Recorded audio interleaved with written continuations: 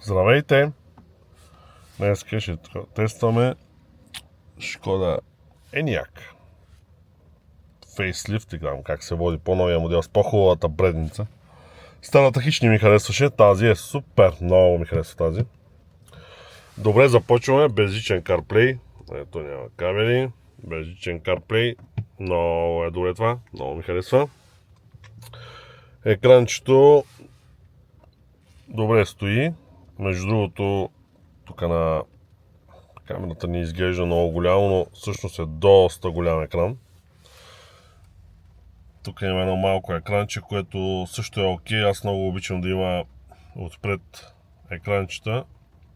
Може да са малки, но все пак да има някаква минимална информация, поне с каква скорост се движа. И пробега също е важен. Пробега може да го няма на това екранче, но скоростта, с която караме, е важно според мен да го има тук, имам предвид. Защото съгласете се, аз не мога постоянно да гледам към този екран, да знам с колко карам.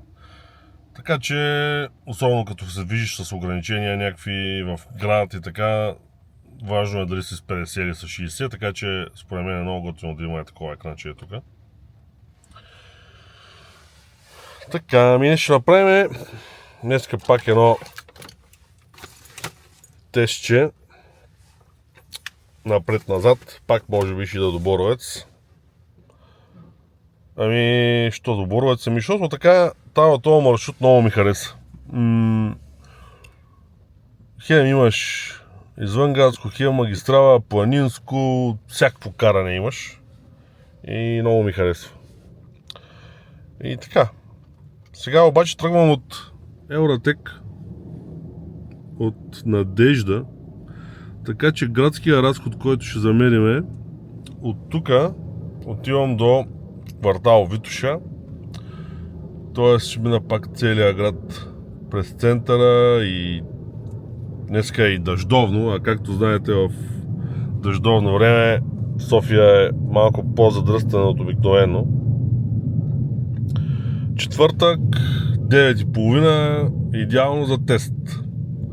Така че и то в дъжд. Тръгвам да видим колко ще е.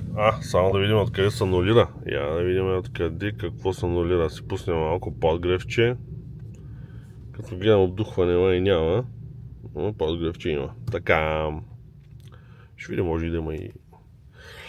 Така. Автомобил. Я да видим къде... Ето е новата предница. Много ми харесва. Така, данни. Ето от старт. Продължителен от зареждане. Така, сега обече да видим как мога да го анулираме това.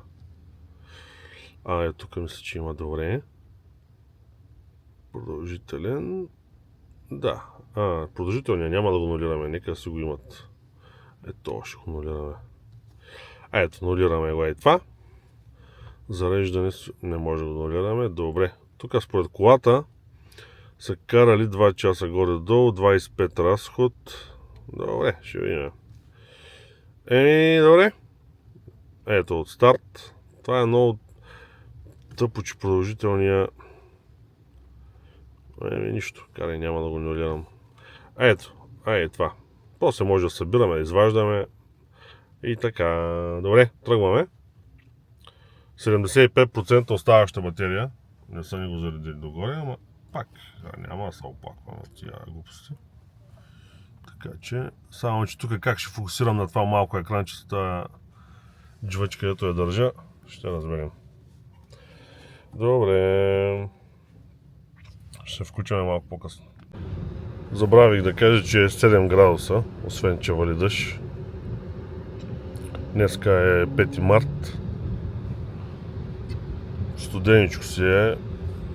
Според мен се усеща като по-студено, но да, 7 градуса. На Боровец предполагам, че ще е доста по-малко.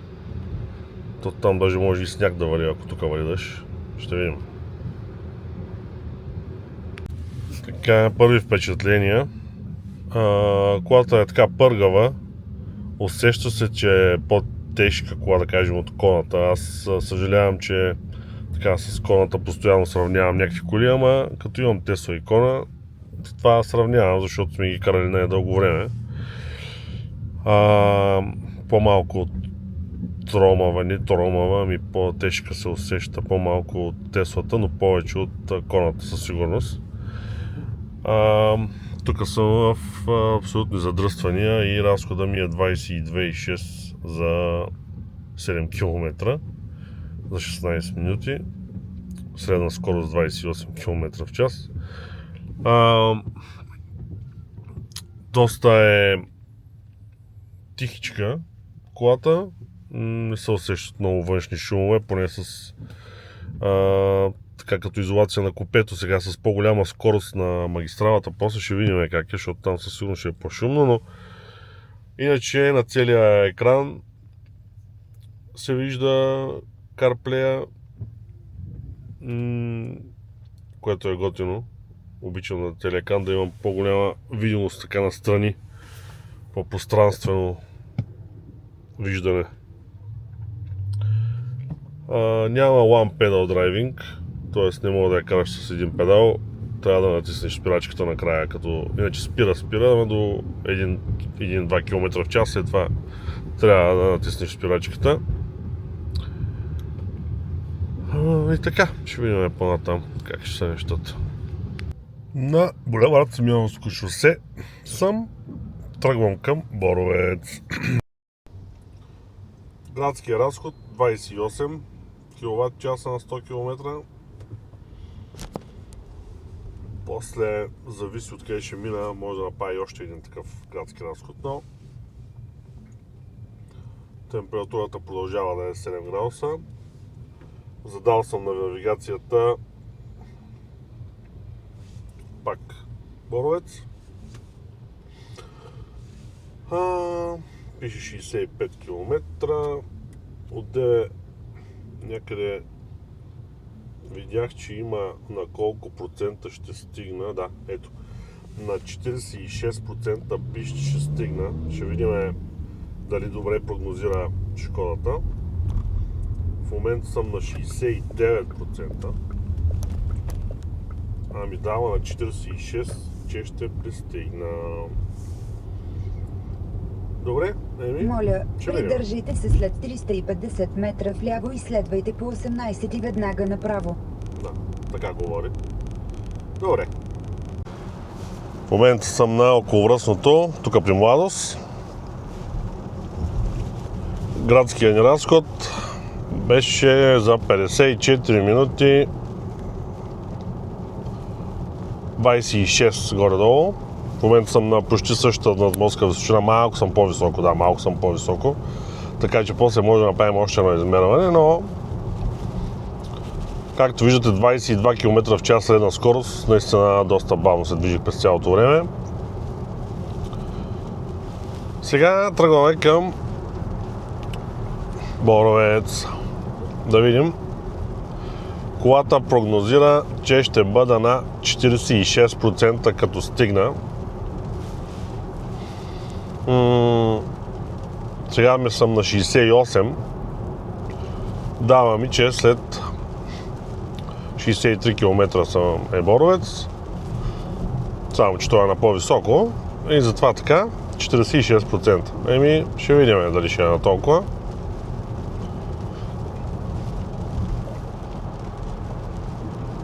Ще разберем. Продължава да е 7 градуса навънка. Караме си и така. Забравих да кажа коя кола карам, все пак коя версия де. Шкода Enyaq SL85X. Това е с 82 кВт часова литово-ионна батерия. Дава ти, че по LTP може да мини 540 км, ама това е лятото наравно, без вятър и така нататък. Зимата мисля, че около 340 км пише, че по характеристики. Аз я взех на 75% от Евротек. Най-вероятно е била заредена преди това до 100%, защото показваше изминати 70 и няколко километра или нещо такова. Иначе в момента се движа към Боровец. Не усещам много боди ролинг, което много ме притеснява мен за по-високите коли. Добре се кара с 90 км. Вънка си вали. Не съм усетил по никакъв начин колата нещо да е нестабилна, да поднася и така нататък. Все пак тази е с 4x4 задвижване. И съответно има разлика. Последните, които ги карах, бяха с задно и наистина има разлика. Дават, че тази кола може да се зарежда, тази батерия, с до 175 кВт пиково зареждане, т.е. средно може би ще около 100 и нещо, но ще тестваме и това. После като се върна в София, ще съм предполагам на около 30%.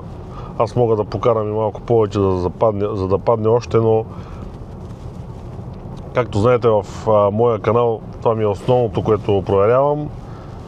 Колко ще бъде разхода и какво ще бъде зареждането. Иначе колегите от другите канали, Carway by Dani и Васко от Supercharge и още доста, казват много други неща за колите. За мен това е важно. Пробвам си. И така. Екранчето мисля, че е 13 инча. Сега го проверих преди малко. Много хубаво екранче, доста светло. Вижда се от всички ъгли перфектно. Доста е респонсив, няма никакво забавяне. Поне това, което до сега съм цъкал по него.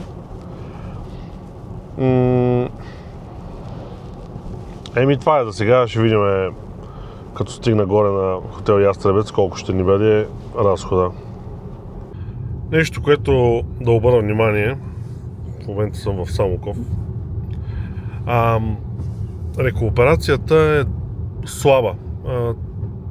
Може би като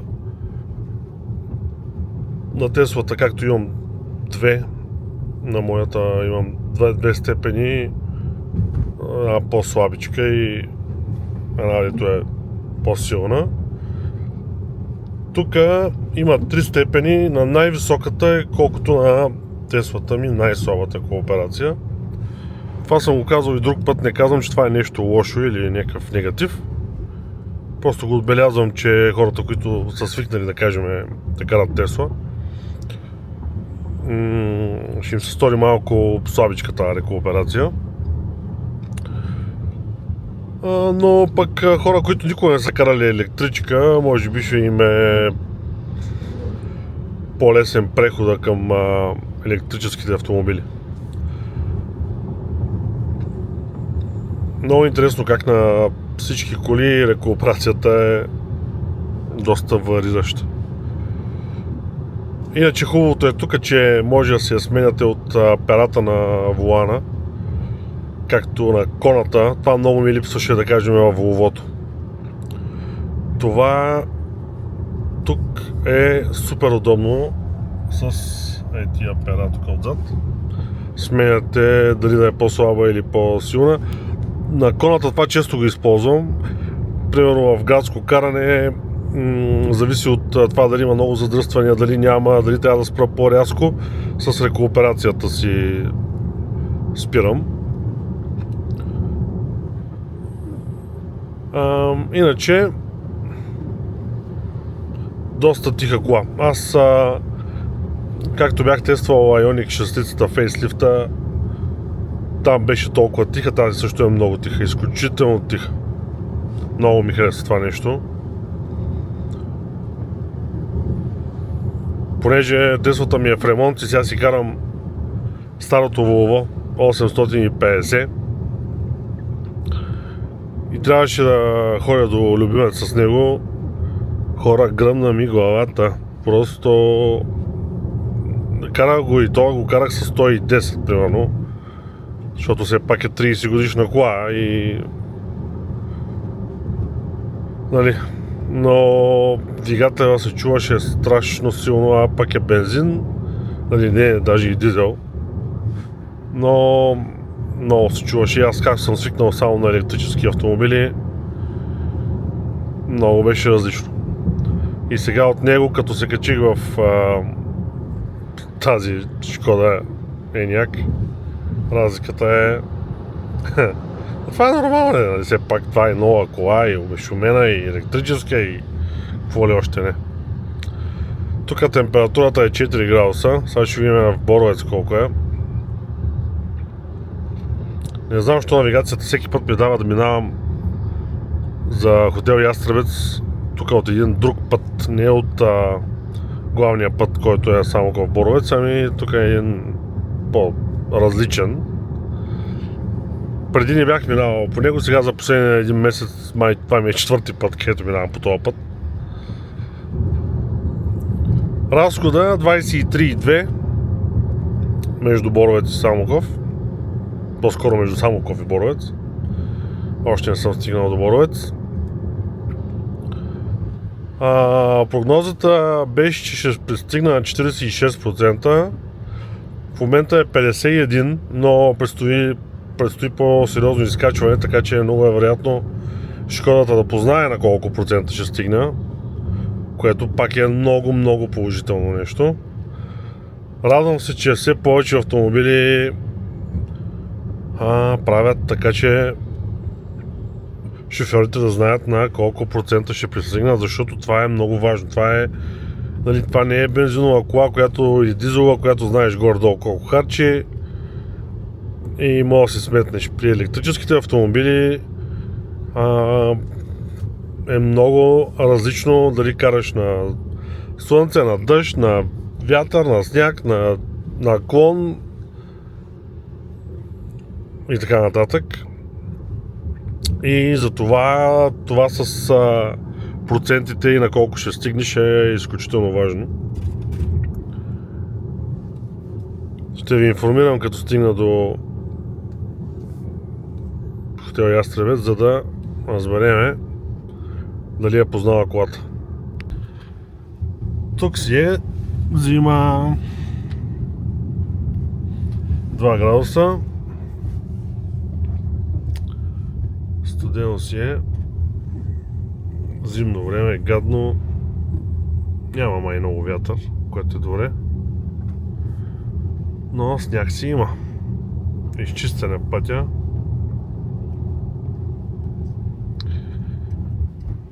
Ами аз съм почти на хотел Ястребец. Може би имам 1 километър. И не знам дали ще видите, дали ще фокусира камерката. 46%. Точно колкото предвиди колата на тръгване от София. Много добре. Аз за първи път карам колата, т.е. не знам как изчислява, дали има и това как е карано до сега, или пък както на Теслата гледа атмосферни условия, наклони, денивелации, най-вероятно да, защото иначе няма как да познае. Особено пък тук до Боровец, който е доста на по-високо. Така че доста добре. Много малко имам до разклона за хотела. Тук малко зимни гледки от Боровец. Звънна ми телефона, затова така затворих. Ето тук е разклончето за хотела. Сега пише 45%, значи да кажем, че може да сбърка с 1%, но то зависи от къде ще мина, защото аз мисля, че не минах по пътя, който колата ми каза, който ми каза Google навигацията. Така че, 1% е супер точна прогноза. Браво! Много добре. Така, сега продължавам към Самоков, само че тук от оригиналния път. И след това към Дупница и оттам по магистралата към София. Да направим пак една обиколчица. Забравих да кажа разхода. 26,2 откакто съм тръгнал от шоурума на Шкода в Надежда. 87 км, 2 часа съм шофирал, 41 км в час средна скорост, но тук сме на високото, така че ще видим колко е като завършиме кръгчето. За съжаление времето е много гадно и не мога да направя снимки. Друг път си снимам колите, които взимам за тест драйв, но днеска е отвратително времето. Навигацията не е на Google на колата, или поне нямам, да, не е на Google. Защото написах тук да търся метро 2 в Божурище, но ми пиша метро 2, не го намира. Затова му зададах Волуяк, поне в тази посока, да е, той е горе-долу там. Пише ми час и 22 минути и че ще пристигна на около 23%. Ето го. Ще видим накрая. То пък ще изпече слънце ли бе? Дано да видим. Добре. Горе на Боровец беше 0 градуса точно. Сега е 3. Предполагам, че ще се дигне после малко. Да видим дали ще пристигне на 23%. Камерата е доста добра като резолюция. Малко е странна, че с някакъв много широк обектив и на моменти колите изглеждат много странно отзад. Но това е направено, за да хваща повече видимост да има. И така, тук даже има... това е много интересно. Вижте, има изглед за още по-широко назад, т.е. наляво и надясно. Доста яко. Това ми харесва. Така, влизам в Дупница. Разхода е точно 20. Разбира се, падна от Боровец на тук, защото все пак е по-ниско. В момента сме на 522 метра над морска височина, точно колкото е София. Не знаех, че Дупница е на същата морска височина. Откакто съм тръгнал, 2 часа 48 минути, 48 км в час средна скорост, 135 км съм изминал, тръгнах на 75%, сега съм на 39%.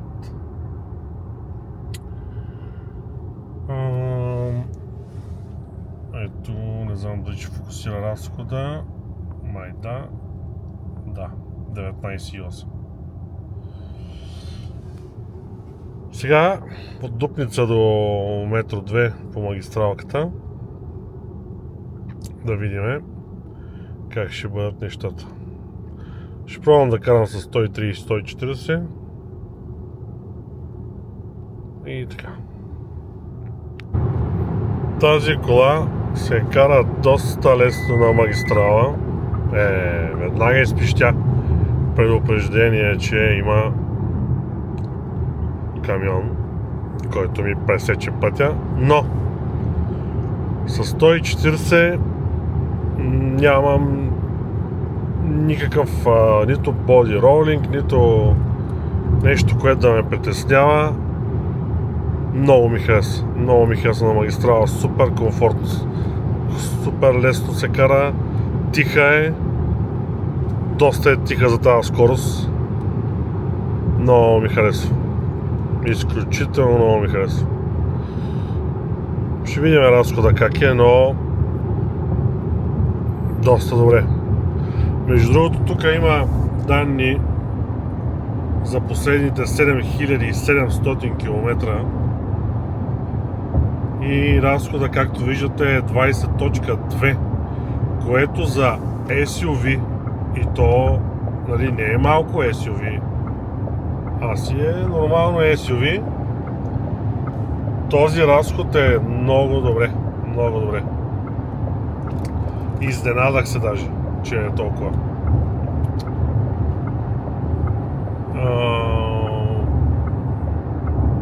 Супер, като се има предвид, че тази кола е карана почти само зимата,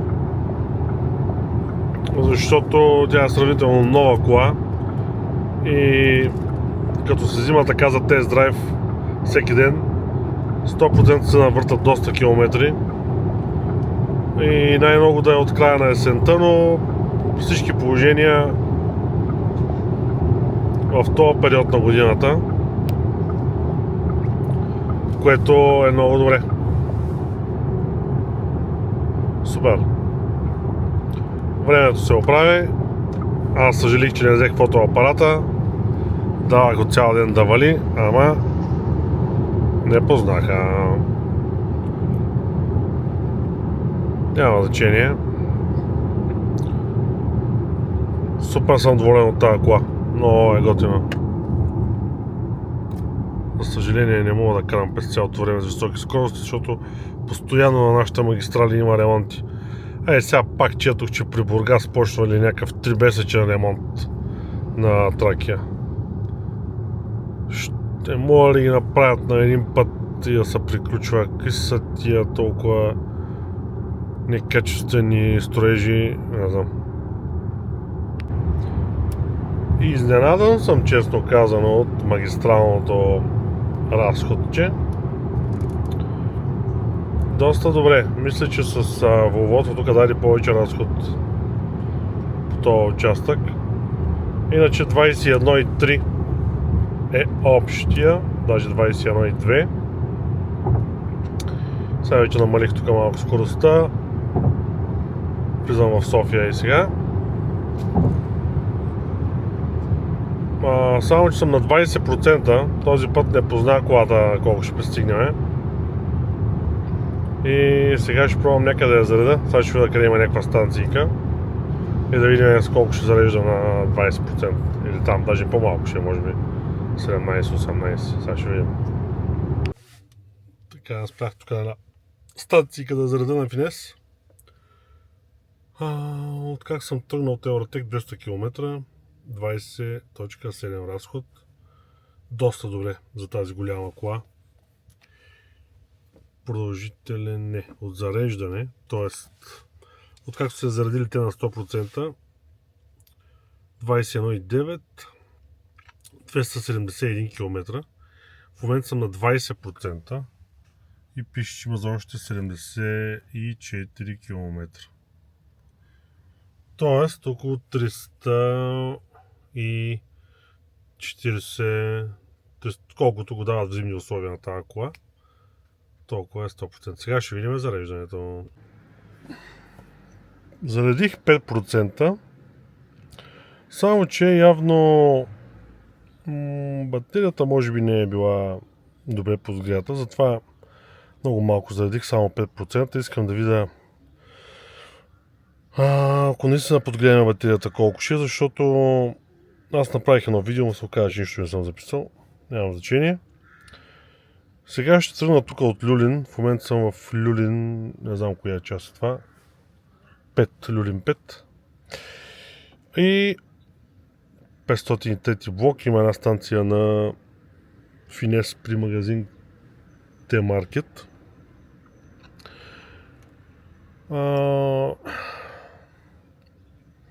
Ще отида до тук, до джембото. Тук сме на 575 метра над морска височина. Там сме горе-долу пак на толкова. Да видим градско каране. Няма да ходя до магазин метро на Божурище. Ще тръгна от тук. Той е горе-долу на 3 км. Това е магазин, така че няма смисъл сега да въртя от там. Ще тръгна от тук, ще мина през целия център, през жълтите павета пак и така нататък. Ще стигна до зареждачката, която е до джамбото, по-скоро до Порше на Цариградско шосе. Там ще видим на нисък процент. В момента е 25, ще я пусна от тук, да знае, че отиваме на една станция. Надявам се, че за целия град би трябвало да подгрее хубаво батерията, така че ще разберем. Обаче пък има нещо друго, че ако я пусна пък там да подгрява сега, ще ни дигне разхода градския. Но това си е едно стандартно каране с абсолютно смесен разход, така че така се е случило. Няма да е като на другите най-вероятно, но няма значение. Сега искам да ви покажа нещо друго интересно. Затварям вратата, колата е спряна. Затварям. Не натискам педала на спирачката, т.е. не натискам старт-стоп системата. Тук има копче за старт-стоп. За старт енджин, няма се пък за старт-стоп. За старт, за тръгване на колата. Само, че школа са направили така, че това копче не се използва. Натискам спирачката. Хоп, и колата вече е стартирала. Давам си тук на D. Давам на D. И тръгвам. Не е нужно да натискам Start Engine. И тръгвам. Добре. Тръгнахме. Ще видим целият град, че го мина. Да видя колко ще се дигне общия ни разход днеска. Ще дигне ли, ще падне ли. И така.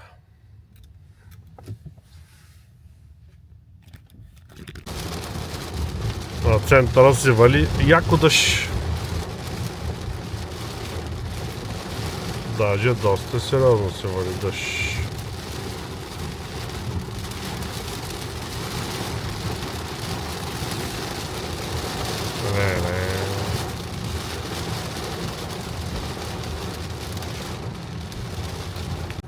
Не. Иначе трафика си е брутален. Дъжд, трафик. 19.05 е откакто тръгнах от станцийката в Люлин.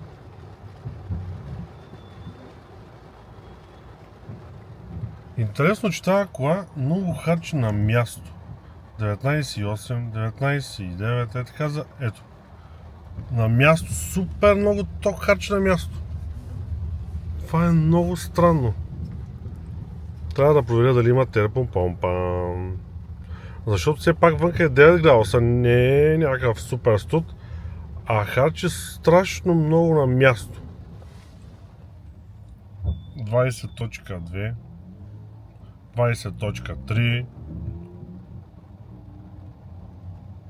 20.4 за 10 секунди качи страшно много. Примерно коната, тя има термопомпа. И на такива на място в задръстване харчи страшно малко. Сигурно 1 киловатт на час. Не знам, това е страшно много. В момента 20.9 стана. Интересно, че от Люлин до центъра нямаше чак толкова задръстване и показа 15 или нещо такова. И аз се изненадах, викам, толкова малко.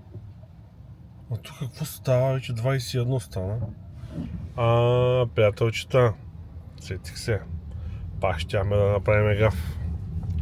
Това е заради подгряването на батерията най-вероятно. Да. Затова после ще направя обратно, като зареда и няма подгряване. Ще направим обратно. Ще ида от джамбото до метро 2, примерно, или там някъде, за да видим колко е реално, защото това в момента не е нормално, не е нормален разход. Да, страшно много харчи в момента, това е най-вече заради това нещо. Иначе колата има някаква система тук за Power Bus Map. Трябва да прочита какво е това главно, но то се вижда. показва станции в близост, където можеш да заредиш. Интересно е. 150 кВт, 7 кВт, 14 кВт. Готино е това. И си избираш къде точно искаш да заредиш. Така си избрах и станцията на Порше на Цариградско, която отивам. Да знае, че колата, че отивам там на станцията. Тя показва, че на 20% ще бъда там. В момента съм на 22 на Орлов мост. И ще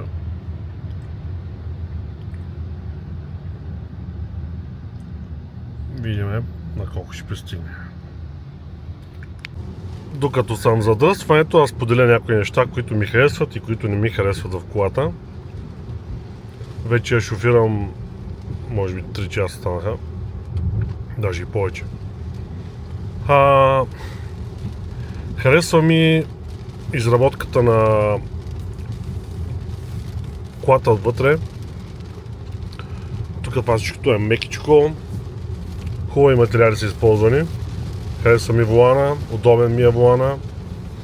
Удобни са ми контролерите. Аз обичам контролера за увеличаване и намаляване на звука да ми е от лявата страна, защото много често карам с лявата ръка подпряна на прозореца и ми е по-лесно да си сменям песните и да си увеличавам звука от тук. Харесва ми, че колата е просторна, широка е. Харесва ми багажника. Багажника е доста голям.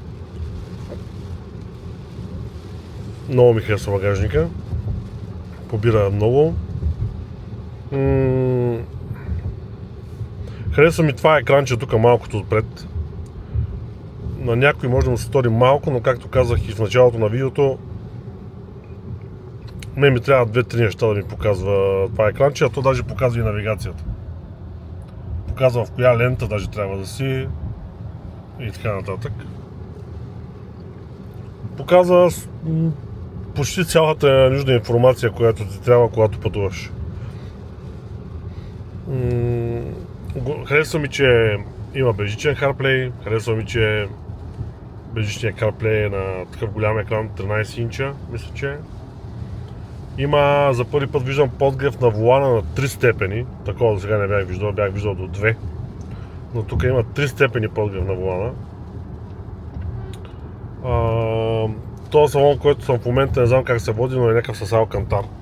Алкантара, която е много яка. Черна. Огледалата са големи. Страничните доста хубаво се вижда. Не ми харесват няколко неща. Рекуперацията е малко странна, но това е засвикване. Това не мога да кажа, че не ми харесва, просто е, да кажем, неутрално. Но не ми харесва, че когато загася колата и тръгна отново, рекуперацията, която съм си избрал преди това, е изчезнала и няма никаква няма рекуперация, т.е. трябва да си я включа всеки път, трябва да си я пускам когато тръгна на път, такава каквато искам да бъде. Хубаво е, че може да се контролира от перата, това е доста добре, това много ми харесва. Но това, че всеки път се изключва и трябва да я включвам отново, поне не видях някаква опция, може и да има. Поправете ме в коментарите, ако някой знае дали това нещо може да се включи постоянно, да ми е, да кажем, на втора степен, да седи така. Не ми харесват тия всички системи, както на другите коли, освен Теслата ми, където трябва всеки път да изключвам ленти, ограничения на скоростта, защото даже и караш малко по-бързо, веднага почва да писука. Говоря с 2-3-4 км в час повече. Това не ми харесва.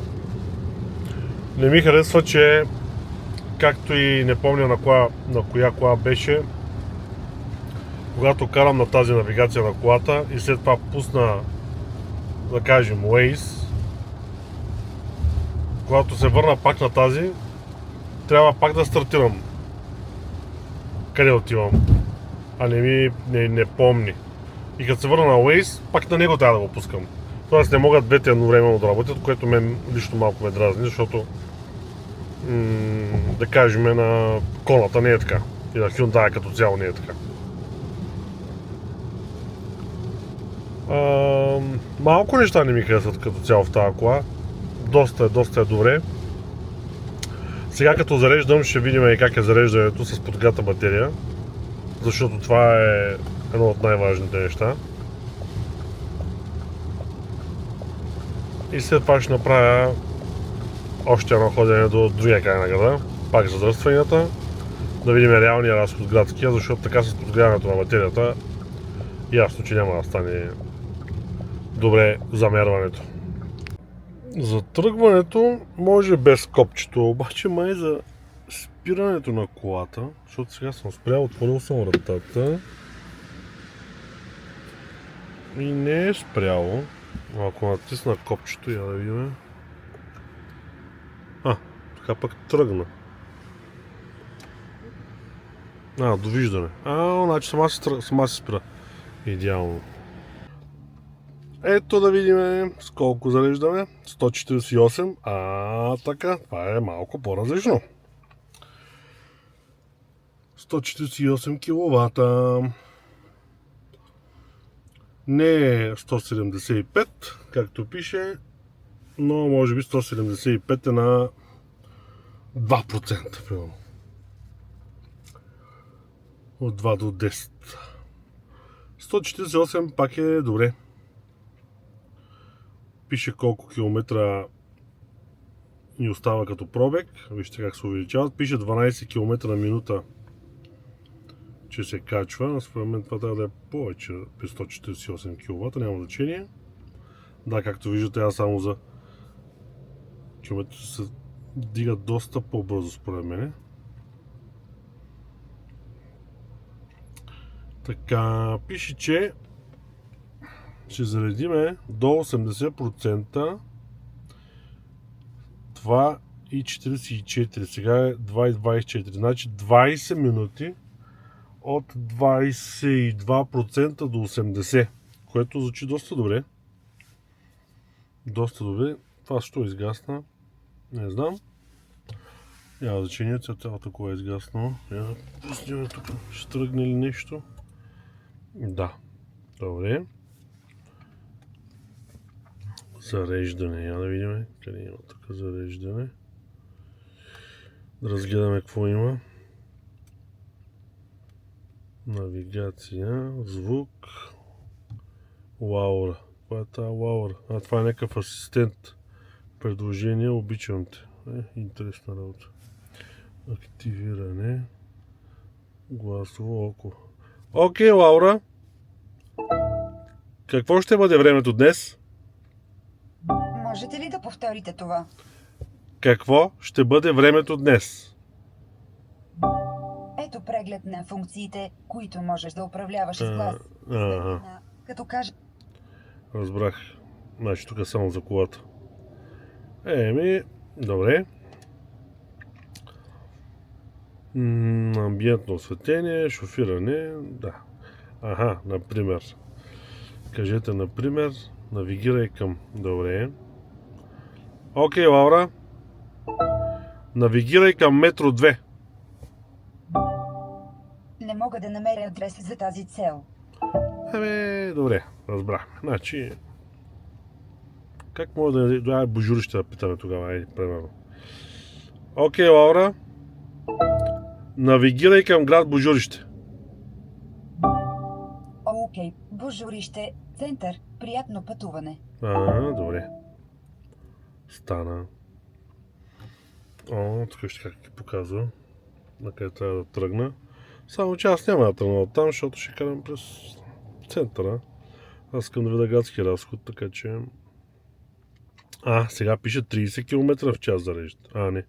Не е това. Я да видим колко е. Да видим. Откъде се гледаше.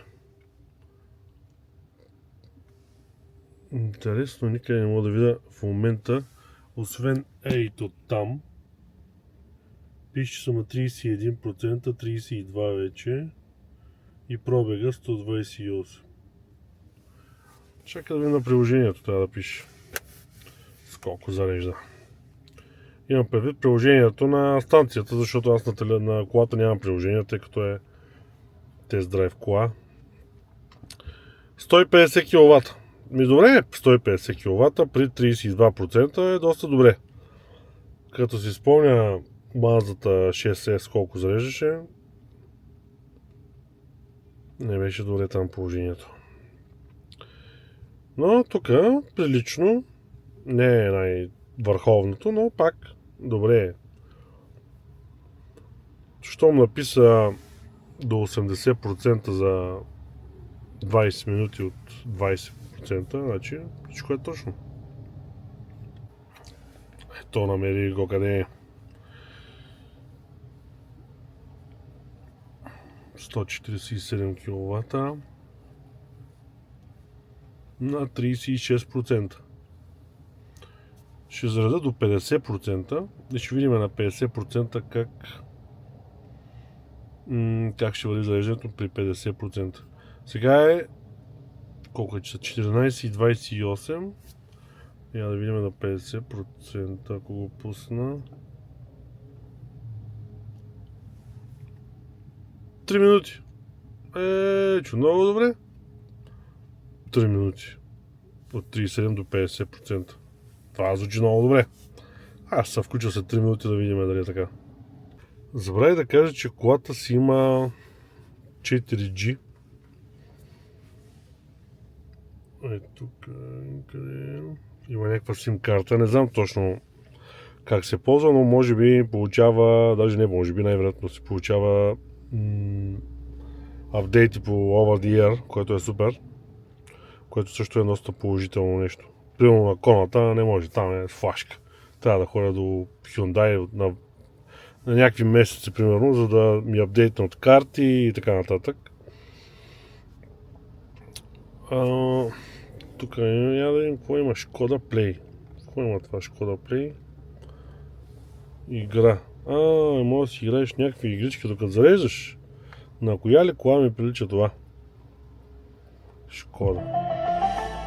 Шкода. Да бе, Шкода. Я да видим. Новини. Ето това е 4G-то. Водещи новини. Не, да не ми бадна тук каналчето заради тия тук новини. Ще да гледам, не са много хубави. Евронюс. Дрън. Гледай. Има някакви видеица за Шкодата. Обаче никакво видео друго не откривам тук, което мога да си пусна да гледам пилно YouTube. Мисля, че не може. YouTube. Я да видя. Не.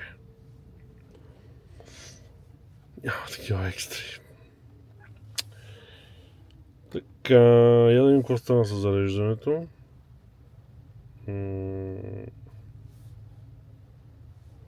Къде беше сега това? Ето от количката. 50% и 33%. Не познава че напълно, ама да кажем. Добре, стига толкова. Сега ако знам и къде го спра, ще го спра от приложението. То само е спряло.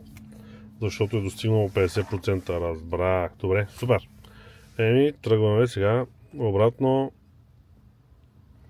Градски условия. Забравих да видим на 50% с колко зарежда, но ето е кривата. На 49% е зареждал с 138 кВт, което пак е супер. 49% идеално. Задръстванията по Цариградско са си във всички посоки. Тотално е задръствано. Движим се, 20-25 км в час, нали не е къде съм спрял. Обаче тук нещо ми прави впечатление. Според мен тази кола няма термопомпа. Този модел може да се добави термопомпа, мисля, че около 1000 евро някъде. И мисля, че тук не е сложена термопомпа в тестовия автомобил. Аз ще попитам, като Даже мога да отворя и предния капак да видя дали има, все пак и ще ги попитам дали има термопомпа, защото много увеличава разхода, когато колата стои на място. Много е странно това. Аз мислех одеве, че от това, че подгряваме материята, дрън. Като се движи колата, горе-долу е добре разхода. И като спре на място и почва драстично да го увеличава средния разход. Което е доста странно. Сега на някой светофар ще пробвам да спра да ви покажа. Защото все пак сега се движиме. Но ще направя едно включване от следващото място, където ще спра. И ще демонстрираме. И я да видим сега. 16,6. Сега па не мърда като одеве. Странна работа. Добре. Стои си на 16,6. На Софийския университет съм. Тук ще свърша малко още работа в центъра, така че ще си покарам доста повече градско. Да видим как ще е. Дано не съм прав, но пък просто отделя съм се заблудил, защото аз в началото все пак тогава средния разход си беше, нали, бързо се променя, но просто ми направи впечатление, значи може и да бърка, може и да е с термопомпата. Ще разбера. И така, приятели, стигнахме до метро 2. Ето го тук в дясно. Разхода ни, не знам дали виждате, е 17,5. Тоест, доста добре. От началото бях малко така стресирал като тръгнах, но сега вярно, че и температурата се дигна 11 градуса и половина навънка. Но все пак ето го метрото. Сега ще видим накрая статистиката каква беше. 17,2, 27 км, 48 минути, средна скорост 34 км в час, т.е. абсолютно градско, типично софийско каране. 17,2 е доста добре за тази голяма кола. Защото колата хич не е малка, 2 тона и 200 мисля, че беше. Големичка си е, сега ще ви я снимам отвънка да я видите. Ако някой не я е виждал. Макар че много се съмнявам, ама.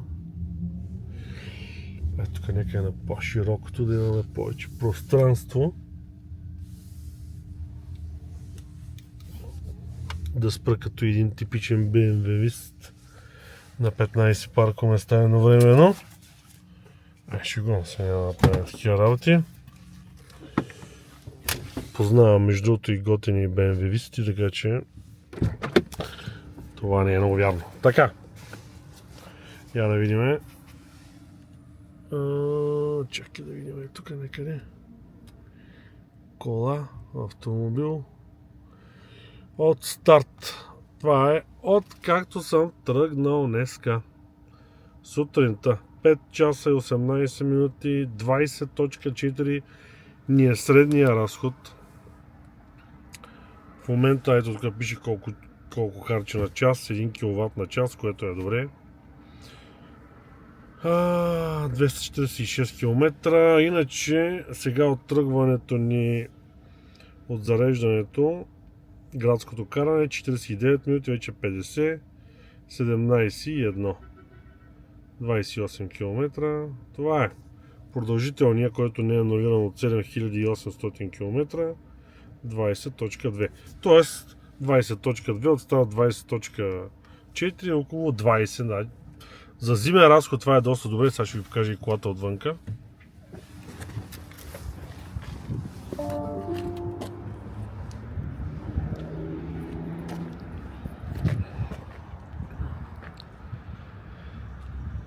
Ето я. Не е много малка, даже си е голяма. На същата платформа са и Audi Q4 e-tron, както и ID4, само че това ми се струва малко по-дълго от ID4. Но по-голяма е със сигурност от коната доста. Вижте какъв багажник има, сега ще ви покажа багажника. Даже има такова с кръка, я да видя. Има, ама няма. Добре, отваряме го по стандартния начин. Я да видя.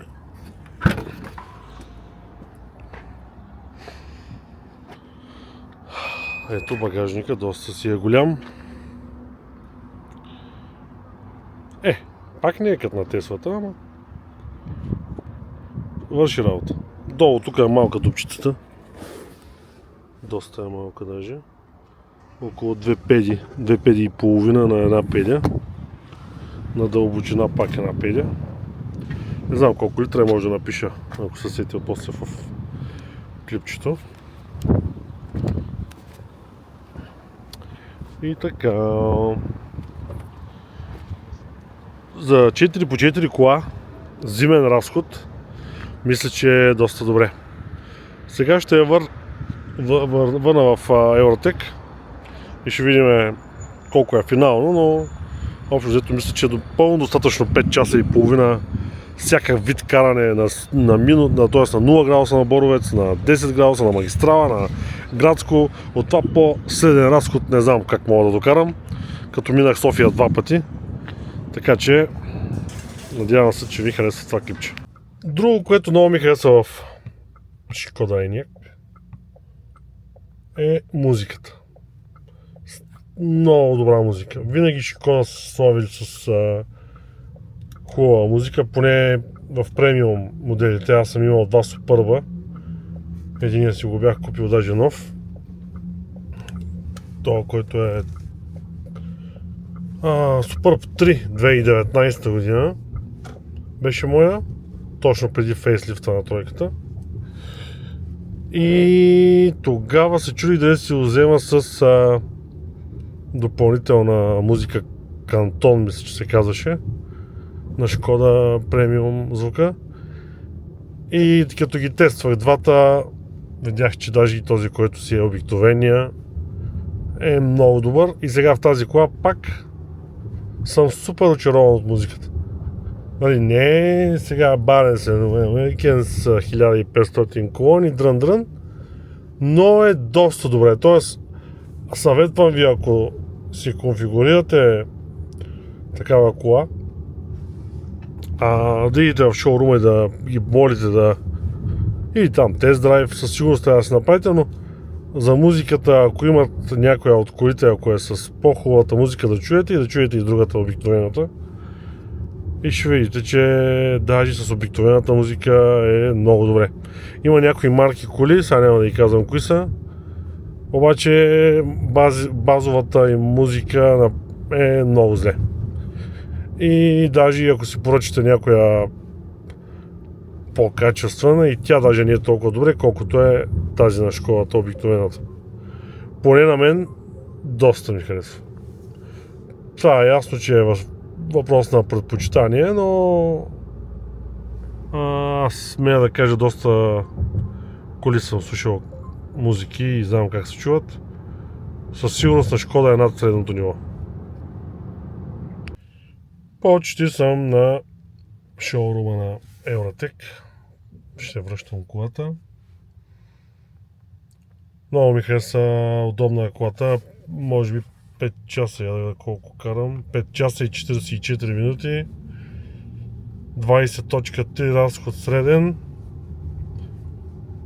Много комфортна кола, много ми харесва. Супер за дълъг път. И за града също е добре. Както видяхте, не харчи много. Сега да видим къде да оставя само.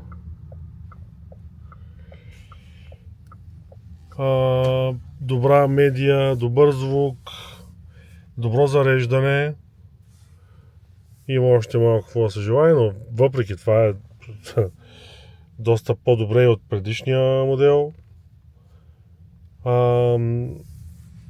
Хубава кола. Доволен съм от тест драйва.